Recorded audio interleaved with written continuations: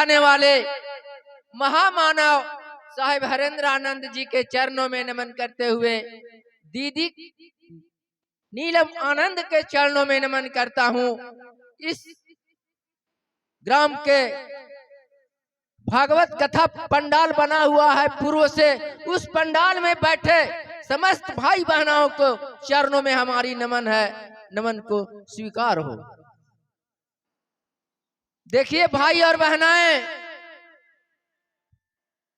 उस शिव, उस जगतपति महेश्वर, उस गुरु, उस महादेव के गुरु रूपों की चर्चा के लिए हम लोगों ने एकत्रित हैं, जिनको पुरातन काल से हम लोग जानते और मानते आ रहे हैं।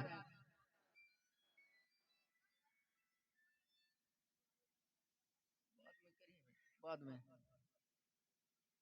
तो वही महादेव का एक गुरु का स्वरूप है, जो गुरु स्वरूप का चर्चा हम लोग सुनने और सुनाने के लिए यहाँ पर एकत्रित हुए हैं। ये चर्चा हर जगह हो रही है, गुरु का, शिव गुरु का चर्चा कहीं अब अछूता नहीं है, सब जगह हो रहा है, देश विदेश हर जगह, दुनिया के हर कोने में। तो ये महादेव को हम लोगों ने पुरातन काल से जानते और मानते आ रहे हैं, लेकिन उनका एक गुरु का भी स्वरूप है। 12 स्वरूपों में एक स्वरूप गुरु का है। वही गुरु स्वरूप की चर्चा हम लोग हर जगह जाते हैं और कहते हैं, सुनाते हैं और सुनते भी हैं कि महादेव गुरु हैं, आप गुरु मानिए।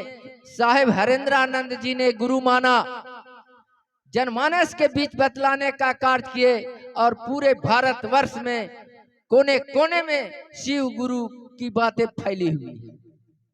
उन्होंने कहा कि आप शिव की ओर चलें, इनसे दया की याचना करें, इनकी चर्चा एक दूसरे व्यक्तियों के पास करते रहें, इनको नमन करते रहें। तो हमारे महादेव पंचानन हैं, इनका 5 मुख है, 5 मुख से यही महामंत्र निकला हुआ है, नमः शिवाय का। तो यही नमः शिवाय से इन्हीं को प्रणाम निवेदित करने की बातें उन्होंने बतलाए हैं। तो जरा सोचा जाए, विचार किया जाए, इस पर चिंतन करने की बातें हैं कि जिस महादेव को हम लोगों ने पीढ़ी दर पीढ़ी से महादेव के रूप में पूजते आ रहे हैं, मंदिर में जाकर पूजते आ रहे हैं, वही महादेव का गुरु स्वरूप में ज्ञान पाने के लिए महादेव के चरण में भेजने के लिए बना बनाया भोजन सा 3 सूत्र के रूप में मिला है। तो जरा विचार करें भाई और बहना कि ये गुरु, हम लोगों ने सदगुरु जगह को तो बहुत देखे हैं, उनके शरण में जाते हुए लोगों को भी देखा, गुरु मानते हुए भी देखा, लेकिन सदगुरु जन्म जन्मांतर तक साथ नहीं देते हैं। एक जन्म क्या, वो 7 जन्म का एक जन्म भी साथ नहीं देते हैं। वो गुरु शरीर में है, उमर जाते हैं, तू क्या साथ दे रहे हैं।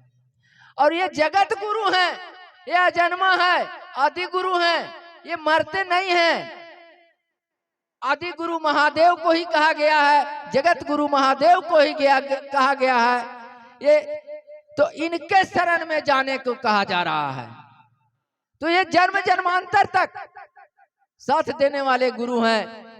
जिस समय आपका जीवन धरातल पर आया, उस समय से लेकर हम लोग को मरने तक के यही साथ देने वाले गुरु हैं। ऐसे गुरु को शरण में भेजा जा रहा है, और वो भी 3 सूत्र के माध्यम से, और वो भी अपनी अपनी भावना के माध्यम से। 3 सूत्र चाहे आप जिस रूप में करें, जैसे करें, हम लोगों को भाई और बहना ये युग में तप जप करने की समर्थता नहीं है, कोई भी व्यक्ति नहीं कर सकता है। जब भगवती सीता शंकर जी को पाने के लिए 10,000 वर्ष तपस्या किए थे, आप और हम लोगों में क्षमता है करने की, इसलिए साहिब के द्वारा ही कहा गया, साहिब हरेंद्रानंद को, महादेव के द्वारा ही कहा गया हरेंद्रानंद जी को कि साहिब हरेंद्रानंद, तुम जो कर रहे हो जनमानस के बीच बतलाने का कार्य करो। मैं सबों का गुरु हूँ, और गुरु रहूंगा और गुरु के रूप में मैं सबों को ज्ञान दूंगा। उस ज्ञान से सभी कुछ कर सकते हैं हमारे शिष्य। इनको गुरु मानने के पहले और सदगुरु थे, इनको गुरु मानकर अपरंपार की शक्तियां लोग पाए, लेकिन संसार में जगत में किसी को तो नहीं बतलाया कि शिव गुरु है, आपका अधिकार है गुरु मानने का। इसमें साहिब हरेंद्रानंद जी का श्रेय है। साहिब हरेंद्रानंद जी जनमानस को उजागर किया, कहा उन्होंने प्रचार किया कि शिव जगत गुरु हैं। जगत गुरु किसे कहा गया है?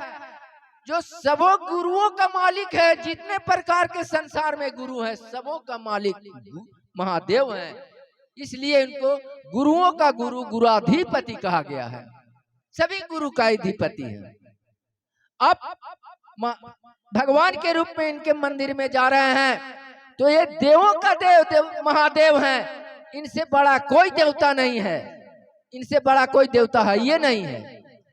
काल के रूप में अगर आप इनके मंदिर में जाकर, जहां महाकाल है, कहा महाकाल का मंदिर में लोग जाते हैं, उज्जैन में है, वहां लोग जाते हैं तो वो महाकाल के रूप में जाते हैं वहां पर उनको दर्शन करने।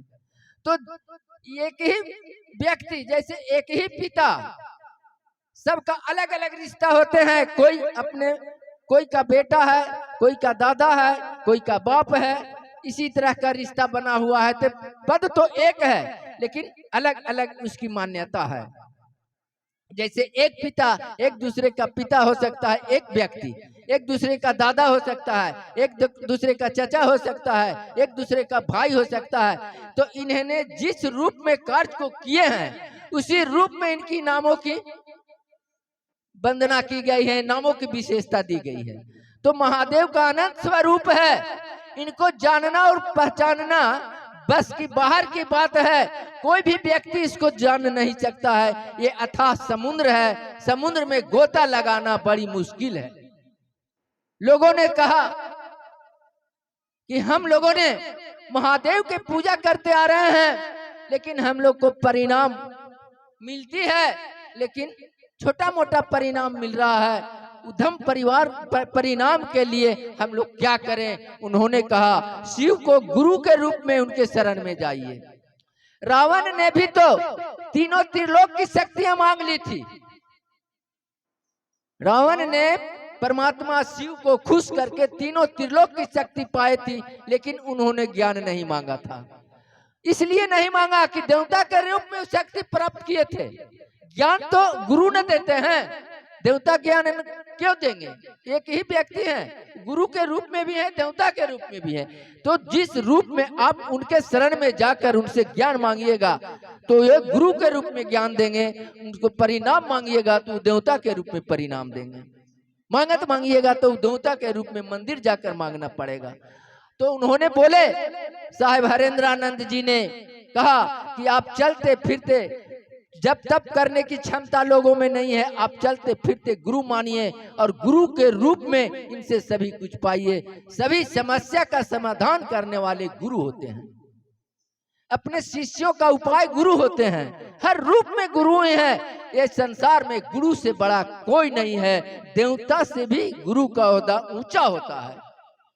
यहाँ कहा गया है कि गुरु गोविंद खाड़ है, काके लागू पांव बलिहारे, मेरे गुरुदेव को गोविंद दियो बताए। तो भगवान को बताने वाले भी गुरु होते हैं, इसलिए गुरु से देवता से ओहदा कुछ गुरु का ऊंचा होता है। तो एक ही रूप, एक ही स्वरूप है, एक ही महादेव को जिसको आप हम सभी कोई मानते आ रहे हैं, जानते आ रहे हैं, उसी को तो गुरु मानने की बातें आ रही है भाई और बहना। तो गुरु मानने में कौन सा विधा जा रहा है आपको? हमको गुरु मानकर इनसे ज्ञान को पाइए। और जो आत्मज्ञान, ज्ञान तो सबों में है, ज्ञान एक मजबूत नींव है शरीर का, और ज्ञान पाने के लिए गुरु के शरण में तो जाना ही पड़ेगा। जैसे ही गुरु का पदार्पण जीवन में होता है, शिष्य को सहजता से सभी कुछ मिलना प्रारंभ हो जाता है। मांगने की शिष्य की आवश्यकता नहीं होती है। गुरु बहुत बड़ा परम सत्ता है, गुरु के बिना जीवन चलने को नहीं है। हर जगह ज्ञान की आवश्यकता होती है, तो ज्ञान पाने के लिए गुरु के शरण में जाना ही जाना है, चाहे आप जिस रूप में जाएं। तो ऐसा सूत्र मिला है, ऐसा विधा मिला है कि आप इसको पाकर आप आसान तरीके से उनके शरण में जा सकते हैं और सभी कुछ पा सकते हैं। इनके पास गुरु मानकर जाने के बाद मांगत मांगने की आवश्यकता नहीं होती है। ये गुरु किस वक्त किस समय शिष्य को किस चीज की आवश्यकता है, आवश्यकता अनुसार वो देते रहेंगे। और वही भाव आप शिवालय जाकर परमात्मा शिव को मानकर देवता के रूप में मांग रहे हैं तो आपको एक बार इनसे मांगना पड़ेगा, दे देंगे परिणाम फल, लेकिन दोबारा मांगने के लिए पुनः जाना पड़ेगा, शिवालय में ही जाना पड़ेगा, सम्मुख बैठकर मांगना पड़ेगा, भक्त बनकर मांगना पड़ेगा। और वही महादेव को अगर आप गुरु मानते हैं तो शिवालय जाएं या न जाएं, चलते फिरते उठते बैठते इनको स्मरण करते रहें और एक जगह स्थान लगाकर बैठे और इनको कहें कि हे महादेव, हम में अज्ञानता छा गया है, अज्ञान को दूर कर दीजिए और ज्ञान को दे दीजिए। आपके अंदर कूट कूट कर ज्ञान देंगे और वो ज्ञान के माध्यम से आपके द्वारा आपको ही माध्यम बनाकर सभी कुछ देना प्रारंभ करेंगे। किस समय किस चीज की आवश्यकता है वो देते रहेंगे, आपको सभी कुछ दे देंगे। और ज्ञान नहीं होगा तो क्या होगा? वही हाल होगा जिस तरह हमारे रावण बहुत अगर सोचित थे, वो देवता को भी बस में रखते थे, इतनी क्षमता उनमें थी, लेकिन ज्ञान नहीं मांगे, इसलिए उनकी दुर्दशा तो देख रहे हैं, सुन रहे हैं क्या हुई। अगर ज्ञान ले मांगे रहते तो ऐसी स्थितियां उनकी नहीं होती। तो भाई और बहना, हम आप में अज्ञानता छा गया है, एक कली काल का घोर अंधकार छा गया है और इस कलयुग में परमात्मा जैसे शिव गुरु मिले हैं ज्ञान देने के लिए, हम लोग चूक रहे हैं भाई और बहना। एक बहुत अच्छा अवसर है, सुंदर अवसर है। कलयुग में भगवान जैसे गुरु मिले हैं, कलयुग केवल नाम आधारा। कलयुग में तो ऐसे परमात्मा को गुरु के रूप में पाने जा रहे हैं कि कलयुग को आधार मानकर भगवान शिव के शरण में आप हम जा रहे हैं। तो आइए ज्ञान को पाइए, चुकने की बातें नहीं है, ज्ञान से ही सभी कुछ होता है। आप फलिएगा, फूलिएगा, विकसित होइएगा, आप में सजगता आएगी। इसमें जितने भी प्रकार का शरीर में अवगुण छा गया है लोगों में, घर घर लोगों के आत्मज्ञान खो गया है। लोग अपनी सुख समृद्धि और विकास की ओर बढ़ रहे हैं, दूसरे को सुख समृद्धि देखना नहीं चाहता है। अगर आपके पास बहुत से असबाब दौलत हैं तो बगल वाले को ईर्ष्या हो रहा है, ये स्थितियां आ गई है। सोचिए, उसके जैसा दौलतमान, उसके जैसा धनवान, उसके जैसा बुद्धिमान आप मेहनत करके नहीं बनना चाहते, उसको देखकर आपको जलन, ईर्ष्या हो रही है। बताइए कितनी विडंबना की बात है। अरे उनके जैसा हम आप भी मेहनत करें तो उनके जैसा हम भी आगे बढ़ेंगे। ये लोग नहीं सोचता है, उनको पीछे हटाने की बातें सोचती हैं। तो ऐसी स्थितियां आ गई है। क्यों आया है भाई और बहना? ये कली काल का प्रभाव है। कूट कूट कर लोगों में अज्ञानता छा गया है। ये अज्ञान कहाँ दूर होगा, कैसे दूर होगा? गुरु के शरण में ही दूर होगा। और गुरु कैसा चाहिए? आध्यात्मिक गुरु चाहिए। आध्यात्मिक गुरु क्या है भाई और बहना? शिव, जिनको आप पूजा अर्चना महादेव के रूप में करते रहे हैं, वही तो आध्यात्मिक गुरु हैं। इन्हीं के शरण में सभी कुछ मिलेगा। आप इनको गुरु मानने के लिए तत्पर रहिए, दिल से काम कीजिए, दिमाग से नहीं कीजिए बहना और भाई, दिल से आप करके देखिए। शिव आपके समक्ष अनुभव के रूप में आएंगे और आपका समस्या को समाधान करेंगे, हमारी समस्या को समाधान करेंगे। यही गुरु का काम है। गुरु का पदार्पण होते ही जीवन में सहजता से शिष्य को सभी कुछ मिलता है। शिष्य को मांगने की आवश्यकता नहीं होती है।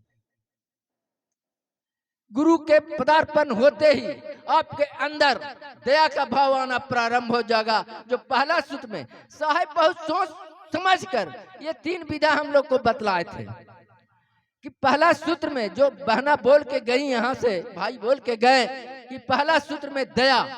तो जब शिव का दया आपके अंदर आना प्रारंभ हो जाएगा तो आपके अंदर जितने भी प्रकार के खामियां हैं, दुराचार का भाव है, दुर्गुण का भाव है, जो दुरापन का भाव है, एक दूसरे को देखकर आप में ईर्ष्या आती है, तो ये काम क्रोध लोभ मोह यही तो सताने वाला जीव है, जीवात्मा को है, ये अंदर छाया हुआ है, ये धीरे धीरे निकलना शुरू हो जाएगा।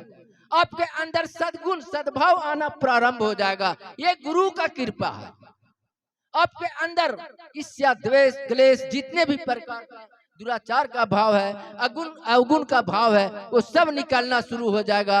अब आपके अंदर दया शिव का आना प्रारंभ हो जाएगा, तो सभी कोई आपको हमको अपना लगने लगेंगे। तो आप ईर्ष्या द्वेष किससे कीजिएगा भाई और बहना, यही गुरु का काम है। दूसरी बातें आती हैं, जब शिव का दया आपके अंदर आना प्रारंभ हो जाएगा तो आप हम सभी व्यक्ति चलना सीख जाएंगे, झुकना सीख जाएंगे, बोलना सीख जाएंगे, किस व्यक्ति के साथ कैसे बोलनी चाहिए। इस अध्यात्म में अनपढ़ भी विद्वान हो गया है भाई और बहना, अनपढ़ व्यक्ति भी विद्वान है, शास्त्र में भी वर्णित है।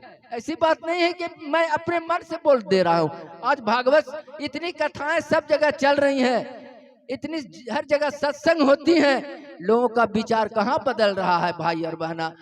सत्संग सुनते हैं, बिना सत्संग विवेक न होई, बिना राम कृपा सुलभ न सोई, ये बात जग जानता है, संसार जानता है। लेकिन जिस समय सत्संग में बैठते हैं उसी समय सुनते हैं, बाद में फिर वही पगडंडी पर वही रास्ते में आ जाते हैं हम लोग भैया। तो हम लोग सत्संग सुने, को मंथन करें, हृदय में बसाएं, दिमाग में नहीं बसाएं, और हृदय से सोचें कि हमारे जो वक्ता आए हुए थे भागवत सुनाने के लिए, ये भागवत भी जो है ना सभी वेदों का सार है, इसमें सभी कुछ मिलेगा, ऐसा बात नहीं है, सब कुछ इसमें है। लेकिन दिल से मन से सुनिए, जीवन बदल जाएगा भाई और बहना, आपका मन बदल जाएगा, आप भगवान की ओर चलने लगेंगे। और ये शिव गुरु चर्चा से आपका जीवन धन्य हो जाएगा, आपका जीवन बदल जाएगा, आप में छाया अज्ञानता दूर हो जाएगा, ज्ञान भर जाएगा, और वही ज्ञान से आप सभी कुछ पाना प्रारंभ कर देंगे। आप लोग भागवत सुन रहे हैं ना भाई और बहना, 7 दिनों से इसका 7 दिन साप्ताहिक कथा होती है। तो इसमें भी ऐसा एक प्रसंग आता है, सुनिएगा या सुने होंगे, कि आत्मदेव नाम का ब्राह्मण को कितना कष्ट हुआ बेटा से। क्यों हुआ भाई और बहना? बेटा कुबुद्धि था, बुद्धिमान नहीं था, उसमें ज्ञान नहीं था, और एक बेटा में ज्ञान था, वो अपने माता पिता को दरण किया। ये प्रसंग सुनिएगा आप लोग, हम तो अज्ञानी हैं, हम जानते नहीं हैं, हम ऐसे ही थोड़ा सा सुने थे, वही बात मैं बोल दिया भाई और बहना। हम लोग शास्त्रार्थ नहीं करते हैं, गुरु की बातें करते हैं। तो विचार कीजिए, धुंधकारी का सवाल इसमें आवेगा भाई बहना, या आया होगा। धुंधकारी नाम का पुत्र था और गौकर्ण नाम का पुत्र था। वो कितना अपने पिता माता को कष्ट दिया था धुंधकारी, गौकर्ण उसको तरण किया, इसलिए कि उसकी माता ने छल किया था, फल को गाय को दिया था, गाय के पेट से गौकर्ण का उत्पत्ति हुआ, और धुंधकारी मोल लिया हुआ बच्चा था। तो अपने माता पिता को कष्ट दिया, क्यों? इसलिए कि बुद्धि नहीं था, उसमें ज्ञान नहीं थी, माता को कुआं में ढकेल दिया, पिता को कुआं में ढकेल देकर जान मार दिया। जरा सोच के देखिए, विचार कीजिए। तो वह ज्ञान को पाने के लिए जगत गुरु महेश्वर शिव के चरण में जाना ही पड़ेगा भाई और बहना। तो आप ज्ञान को पाइए, बहुत कम मेहनत में, कम तप जप करने की हम लोग की आवश्यकता नहीं होती है भाई और बहना। हम लोग सिर्फ, हमारे साहिब हरेंद्रानंद जी ने बोले कि आप चलते फिरते उठते बैठते ईश्वर का गुरु के रूप में भजते रहें, आपका बेड़ा पार हो जाएगा, इसमें कोई दो मत नहीं है। इनकी चर्चा का मतलब क्या होता है? शिव चर्चा। हर जगह देश विदेश में शिव का चर्चा हो रहा। चर्चा का मतलब क्या होता है? एक व्यक्ति दूसरे व्यक्ति से अपनी बातों की आदान प्रदान करना, गुरु की बातों एक दूसरे पास करना, सुनाना, सुनना, समझना, बतलाना, ये गुरु की प्रशंसा हुई, गुरु की बात हुई। अगर आप अपने गुरु पूजा करने मंदिर जाते हैं भाई और बहना, तो उनके सम्मुख बैठकर उनसे मांगना पड़ेगा, प्रशंसा करना पड़ेगा कि हे महादेव, आप दयावान है, आप देवों को देव हैं, आप सबसे ऊंचे ओहदे पर बैठे हुए हैं महादेव। हम गरीब दुखिया बनकर आपके शरण में आया हूं, हम पर आप कृपया कर दीजिए। वो कृपया करेंगे, लेकिन एक बार करेंगे, दूसरा बार के लिए जाना पड़ेगा। और वही महादेव को आप गुरु माने हैं, तो आप रास्ते में चल रहे हैं। यत्र तत्र सर्वत्र महादेव विराजमान है। ये सब धरती महादेव का है, हम लोग शिव का अंश, महादेव का अंश है। आप जहां भी इनसे दया की याचना कीजिएगा, वहीं आपको दया के रूप में ये मिल जाएंगे। आपको समस्या को समाधान कर देंगे, आपके अंदर अज्ञानता को दूर कर देंगे और आपको सजग मार्ग पर, अच्छे मार्ग पर चलने के लिए प्रेरित करना प्रारंभ कर देंगे। आपके अंदर जब ज्ञान जग जाएगा तो आप अच्छे मार्ग पर चलने लगेंगे, आपको सभी कोई अपने लगने लगेंगे। तो आपको बैर किससे होगा, बगावत किससे होगा, आप विकसित होइएगा कि नहीं, फूलिए फलिएगा कि नहीं, सो आप ही विचार कर सकते हैं। आपके अंदर सारे बातें असमझदारी का खत्म हो जाए, अविवेक का खत्म हो जाए, तो आप विवेकशील बनिएगा कि नहीं, सोचिए। वही सोच पैदा करने के लिए महादेव को गुरु मानने को कहा जा रहा है भाई और बहना। तो गुरु मानिए और इन्हीं को महामंत्र से, इन्हीं का महामंत्र जो नमः शिवाय का शब्द जो निकला हुआ है, महामंत्र पांचों मुख से नमः और शिवाय का, उसी से प्रणाम निवेदित करना है महादेव को ही। यही सब कुछ है, यही कवच मंत्र है, यही कील मंत्र है। यही कवच मंत्र माँ सरस्वती को भी ये दिए हैं, जिनको माता शारदा कहा गया। तो बतलाइए भाई और बहना, आज उनकी पूजा हो रही है, उनको भी ये कवच मंत्र दिए हैं, ज्ञान के रूप में दिए हैं, ज्ञान के दाता बना दिए हैं भगवती को। और पूजनीय, अभी भगवती का पूजा हुआ ना, कल हुआ ना, तो बतलाइए सभी कुछ का मालिक यही है, सारे देवी देवता का मालिक यही है, सारे को शक्ति देने वाले यही हैं, उत्पत्ति करने वाले यही हैं। तो आपको ऐसे गुरु के शरण में भेजा जा रहा है जो सभी कुछ का मालिक है, सब चीज देने वाले हैं। तो आप हम कहाँ जाएंगे, इन्हीं को गुरु मानिए न, और इनसे सभी कुछ पाइए। ज्ञान से सब कुछ होता है भाई और बहना। आप विचार करें, सोचें, चिंतन करें, गुरु से बड़ा कोई नहीं है। तीन लोग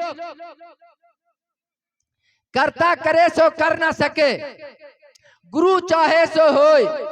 तीन लोग सात खंड में, गुरु से बड़ा ना कोई, गुरु से बड़ा कोई नहीं है भाई और बहना। आप विचार करके सोच के देखिए, अगर आपको धुंधकारी बनना है, आपको अगर धुंधकारी बनना है तो भैया शिव गुरु की चर्चा आप मत करें, देवताओं को पूजिए, कोई दिक्कत नहीं है। वो भी तो देवता को पूजते होंगे, लेकिन गौकरण बनना है रे भाई बहना, तो शिव के शरण में आइए, ज्ञान पाइए और अपने माता पिता को सेवा करते धन हो जाइए। गुरु की सेवा कीजिए, देवता की सेवा कीजिए, चलते फिरते मुसाफिरों को सेवा कीजिए। ये परमात्मा कहते हैं कि हमारे दुनिया में भेजे हुए सभी प्राणी हमारे अंश है, आप उसी को सेवा करो, हमको मत पूजा करो, मैं उसी से खुश हूँ। विचार कीजिए भाई और बहना, आप कैसे बनना चाहते हैं, ज्ञानी या ज्ञानी? आप स्वयं विचार करके गुरु की ओर चलिए, शिव को गुरु मानिए भाई और बहना। शिव ही सब कुछ है, इसमें कोई संदेह नहीं है। कोई इसको काट नहीं सकता है कि शिव से बड़ा कोई होगा तो कोई काट के बता दे। शिव से बड़ा कोई देवता है तो कह दे, गुरु से बड़ा कोई है तो कह दे इनसे बड़ा कोई गुरु है। काल से बड़ा है, काल को बस में करने वाले हैं, काल इनके बस में है, इसलिए इनको महाकाल कहा गया है भाई और बहना। तो आइए शिव को गुरु मानिए और इनके बताए गए हमारे साहेब जी के द्वारा जो साहेब बताए हैं, उस मार्ग पर जिस व्यक्ति ने चला है वो अभी चमत्कार हो गया है। और चमत्कार कर रहा है। उनको जगह जगह पर हर तरह के लोग पूजते हैं भगवान की तरह। वो तो है आदमी। तो इनकी कथा सुनने से, इनकी बातें कहने से जीवन धन हो जाता है। अजामिल नाम का ब्राह्मण जो बहुत पापी था, दुष्ट था, जीवन में ईश्वर का नाम नहीं लिया था भाई और बहना, लेकिन मरते समय उसका पुत्र का नाम नारायण था। नारायण मरते समय वो अपने पुत्र का बुलाया, लेकिन नारायण भगवान सोच रहे हैं कि हमको आवाज दे रहा है, इसलिए इसके पास आया और सम्मुख दर्शन हो गया, उसका जीवन तर गया। तो एक दिन में दर्शन से मात्र जीवन तर जाता है। तो हम आप जीवन भर इनकी चर्चा करेंगे, इनको नाम लेंगे, तो हम लोग को तरन नहीं होगा, हम लोग क्या नरक में चले जाएंगे। इस सोच करके भाई और बहना कम से कम गुरु की ओर चलने का प्रयास जरूर करें। हम आप आए और तीनों सूत्र को पालन करते रहें, हम लोग का जीवन धन हो जाएगा, इसमें कोई दो मत नहीं है। गुरु जगत के मालिक हैं, महादेव जगत के मालिक हैं, इसलिए इनके शरण में आने में हम लोग को कोई हिचक नहीं होनी चाहिए। किसी तरह का परहेज भी नहीं है, वंदना भी नहीं है, और इसमें आने के बाद जीवन मनुष्य का सुधर जाता है। बिगड़े हुए व्यक्ति को हम लोगों ने देखा है सुधरते भाई और बहना। जो डेली नाजायज काम करते आ रहा था, वो अभी शिव चर्चा में अपना पैसा खर्च करके जहाँ जहाँ शिव चर्चा होती है, जहाँ जहाँ गुरु महोत्सव होता है, वहाँ जा रहा है। वो व्यक्ति सोचिए कितना अवगुण था उसमें, कितना दुर्गुण भरा हुआ था, हम लोग बहुत सा देखे हैं। और वो व्यक्ति सारे दुर्गुण काम को छोड़कर सद्गुण की ओर बढ़ा, और अभी ज्यों का त्यों है, जैसे पहले था वैसे अब है, लेकिन उनके आचरण में सुधार हो गई। तो भाई और बहना इनका कृपया बहुत है, और कृपा और दया, कृपया के रूप में तो भगवान के रूप में कृपया करेंगे, लेकिन दया मांगिएगा तो गुरु के रूप में देंगे, और दया में सभी कुछ है। तो आइए भगवान शिव को अपना गुरु मानिए और इनसे सब कुछ पाइए, अज्ञानता को दूर कीजिए और अपने आने वाला भविष्य संस्कारमय बनाइए। जीवन खुशहाल हो जाएगा, आपके यहाँ का घर स्वर्ग हो जाएगा। जिसके यहाँ शिव का नाम, एक व्यक्ति भी अगर शिव का भक्त है तो उसका पूरा घर सुधर जाता है, उसका घर मंदिर के समान हो जाता है। घर मंदिर होता है, पहला मंदिर घर है। आपका जीवन में घर सुधर जाएगा, बच्चे सुधर जाएंगे, परिवार सुधर जाएंगे, तो मंदिर के समान दिखेगा और आपका जीवन धन हो जाएगा। मंदिर जाने की आवश्यकता नहीं पड़ेगी, घर ही मंदिर है। आप घर को सुधारिए, बच्चों को सुधारिए, उनसे कहिए कि श्री राम भगवान थे, महादेव भगवान है, उनको आप पूजा करो नित्य दिन। जब जन्म लेते ही बच्चा पुजारी हो जाएगा तो उसको सत्संग सुनाने की जरूरत नहीं है, खुद सत्संग करना प्रारंभ कर देगा। ऐसा बात नहीं है कि जिस बच्चा घर मंदिर है उसके यहाँ का बच्चा को कथा सुनाने की जरूरत पड़ती है, वो स्वयं सुनता है। भक्त प्रहलाद क्या थे? एक राक्षस का पुत्र था ना, लेकिन उसकी माँ विष्णु का भक्त थे। वो कैसे उत्पन्न हुए? भक्त उत्पन्न हुआ ना, वो पेट में ही भगवान का कथा सुना था, इसलिए वो भगवान का भक्त उत्पन्न हुआ। देखिए क्या हुआ स्थिति, जीवन भर भगवान का गुण गाया, कितना उन पर वज्रपात किया गया, लेकिन उनकी जीवन ज्यों का त्यों रहा। तो आपका मंदिर घर ही है, घर को आप देखिए और सजाइए। और वो कैसे सजेगा? शिव गुरु चर्चा की बातें नित्य दिन कीजिए अपने पुत्रों पुत्रियों के साथ, आपका घर मंदिर हो जाएगा, घर स्वर्ग हो जाएगा, इसमें कोई दो मत नहीं है। और एक दूसरे के पास चर्चा करते रहिए, आपका जीवन धन होगा। सुनना सुनाना तो बहुत सी बातें हैं, लेकिन बहुत टाइम हो गया, हम लोग को भी चतरा जाना है और भाई बहनों बोलने का भी विचार होगा। तो आइए शिव को गुरु मानकर गुरु की ओर चलने का प्रयास करें।